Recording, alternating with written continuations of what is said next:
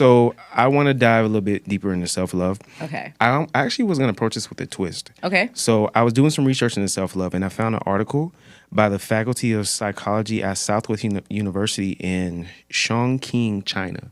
Okay. So the reason I specifically chose that is because they did a qualitative exploration, and I'll share this article as well, of Chinese self-love and compared it to Western practices of self-love. So in the article, it shares, of course, the 5 components of self-love is self-cherishing, and this is general.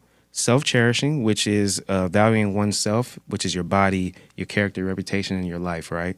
Self-acceptance, acceptance of one's circumstances, which builds resilience. Self-restraint, which it basically is moral and ethic self-discipline. Self-responsibility, basically fulfilling your obligations towards your family, your role within society, your job, things like that. Yeah. As well as self-persistence, which basically just like perseverance through like certain situations that create hardship for personal growth, right? And this is how they think about self-love. No, this is general about self-love. These are the 5 components of self-love as in general, like across the board. Oh. So they see self-love in 4 dimensions. Okay. One is self, so your personal health, self-respect, and moral conduct. Family, emphasizing fulfilling responsibility towards your family, which is a cultural priority within Chinese practices, as you know. Yeah. Others, so interpersonal considerations, so respecting and valuing those around you within your proximity, as well as your general society. So this is thinking of kind of like how you contribute to society as a whole in terms of like showing love. So essentially, this comes from Confucius.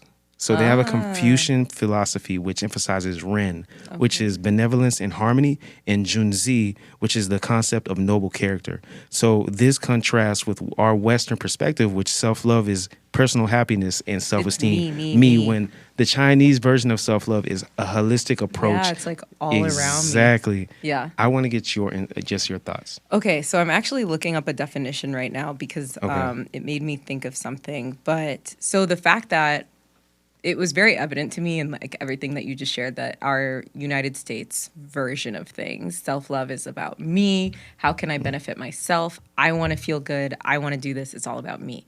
The Chinese version, based on what I heard and my understanding of things, is very much so like, how can I support my community, everything around me, like everything I touch, not just about me, it's like my circle. Right. And you touched on the word ethical, which is related to morals. So I was like, they need to be, like there needs to be some moral grounding in the actions that they're taking. Right. So that was the definition. I looked up the definition for ethical and moral.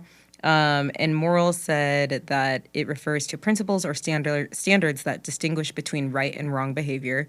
Who is to define right and wrong is very, like, that's another up here question because that might be different for different communities.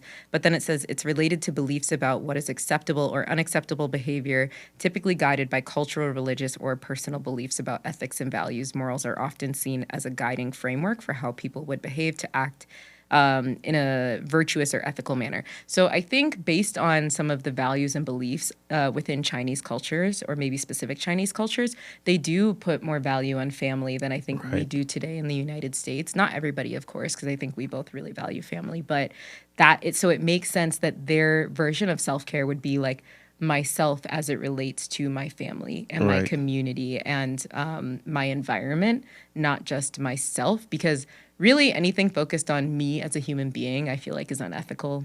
Being a billionaire is unethical to me. Really? Not everybody. Yeah. So like that's gonna be a hot topic in the comments. Yeah, I mean, hot take. Y'all give y'all thoughts. Being a billionaire is unethical. So and I feel like, again, being a billionaire is unethical because you have all this money where you can help people around the world who have nothing and you have more than you need. And then in this context, self-care is me caring about the people around me and everything I touch, not just myself. But I'll emphasize, though, it does at the center say that you should value yourself, though, your body, character, and reputation in life. But I think that also kind of like does think about holistically those surrounding around you. Yeah, your how reputation you carry yourself, is like how you're perceived by right, others. and even like your character, as it says, your body, like how it's character. I think they say it's like who you are when no one's watching. Yeah. And like when you're by yourself, you are willing to do things that you might not do in front of other people. Yeah. But if you're if you have a high moral standing, you should act. Your character should be the same regardless Right. of who's around. But yeah, it's evident to me that they're very conscious of not just me as an individual, but me as in and the self as I relate to others, which is like another. I could pontificate on that on the idea of the self. I was going to say, because I have one last key thing on self-love. One like sub-segment of it was, it makes me think their approach has a very like a Christian like influence to it. Christian X, yeah. Oh, I like that word. A Christian X like energy, because even like I think that's how we would think of self-love in the Bible. Am I wrong, Tony? No, you're correct. Right? Tony's our Bible expert. Yeah, Tony is Tony is a man of God. Yeah. So like Christians, like I feel like the Chinese perspective of self-love is like how it's like even said in the word, essentially. Yeah. Yeah, I think there's definitely a correlation. It made me think that too, because it's like you should care about your neighbor, you should love your enemy, like you should put others before yourself. Yeah. Like it's not just about you, and it makes me think about something I learned in one of my classes. It was the idea of the self. Like, is there a self? Is there a me if there is nobody else? Right. Wow. You know, like the reason that we have the self is in relation to other people. So I don't know. I'll let everybody think about that. Yeah. Drop what you think, because it's a very like abstract thing. Like the self is very abstract to think about. So there's lots of philosophers who write about it. If you're interested, read more. But so self-care, I think like it depends on how you think about the self and how you define the self to determine like how you would care for the self. Yeah. Let us know your thoughts on that part. Yeah. Right there. So a part of what influences self-love is self-perception. So I looked into things that were constructs that impact self-perception and how you should approach them.